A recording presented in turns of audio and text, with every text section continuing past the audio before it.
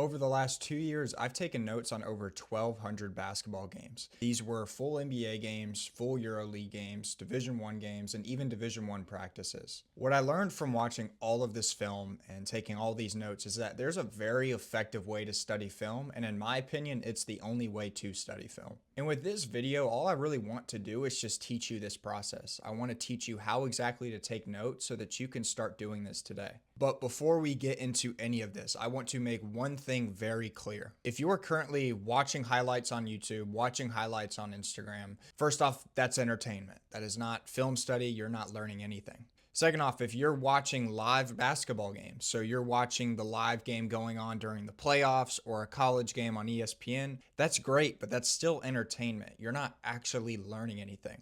And so I want to make that clear because a lot of you guys think that you're learning the game by doing those things, but you're not.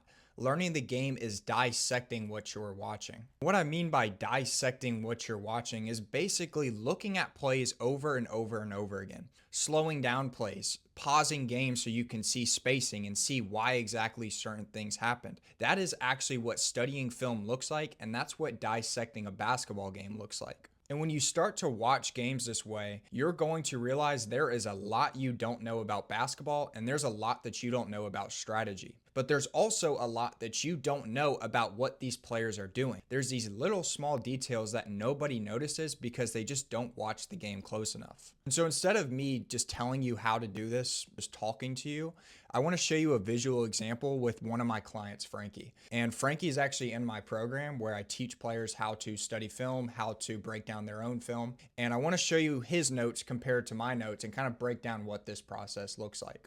All right, so right here, I have two pictures pulled up, and the picture on the left is Frankie's notes that he took on a full EuroLeague game, and the picture on the right is my notes that I took on a full EuroLeague game. And one thing I want you to understand is that Frankie's been doing this only for a couple weeks, and I think this is his third game taking notes on.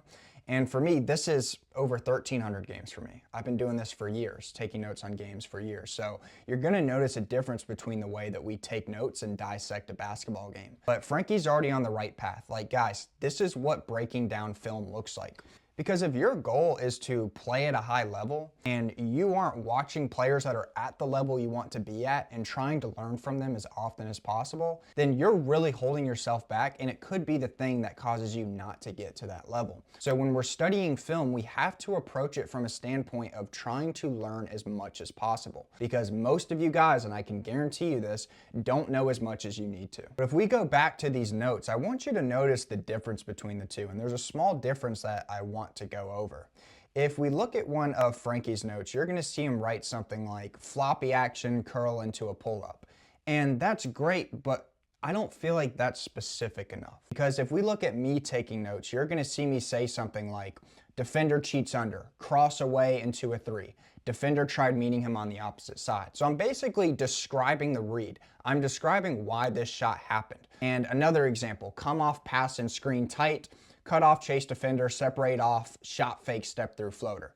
Like I said, I'm literally writing out the play. I'm trying to memorize all these plays so that I can add these to my game because I've written them out so many times. And you guys would be surprised. You can become a better player without touching a basketball. If you continue to write out these reads, you're gonna now make those reads whenever you're playing. You're going to be able to imagine these situations when you're practicing on your own. So it's really important that you guys are writing this stuff out in full detail. And so if there's one thing that you took away from me comparing our notes side by side, is that we're trying to write out everything as specific as possible so we can understand the why behind everything that's happening. And this could be a bunch of different situations. For example, let's say somebody rejects the screen and gets an open layup. You might ask yourself, why did he get an open layup? Oh, it's because the big came up and tried helping on the screen, so when he rejected it, there was no big in the paint to block the shot. And you're going to see a lot of situations like this once you really start to slow the game down and really dissect what's happening. And there's plenty of examples just like that. For example, somebody comes off a ball screen, skips across the court to the corner, and he's got an open shot. Well, why did he have an open shot? Well, it's because they hedged the ball screen and he had to tag on the roller. And whenever he tagged, the guy was able to find the guy for an open shot. And when you really start to slow the game down and look at it from this bird's eye view, you're going to notice so many things that you've really never noticed before. And so go ahead and give this a try, start building the habit of it, and get consistent with it because this takes time. You're not going to just watch a game and then you're good to go. Like, this is something I've done over thousands of times, and you guys are probably going to have to do the same thing. But the earlier you start, the more this is going to benefit you and the more reps you're going to get understanding this stuff. One of my biggest regrets is that I didn't do this as a player. If I would have taken notes on games like this as a player, would have slowed the game down entirely. And I would have known exactly what to do to play at the professional or Division 1 level. So really think about this as a blueprint. Think about this as getting your PhD in basketball. And if you want to fast track this whole process and know exactly what to do, as well as have a coach break down your film throughout the whole season, I offer players an opportunity to work with me one-on-one. And if you're interested in that and want to learn a little bit more about what exactly it is, check out my bio. I've got my Instagram linked in there, and you can shoot me a message on Instagram and I'll get back to you as soon as possible.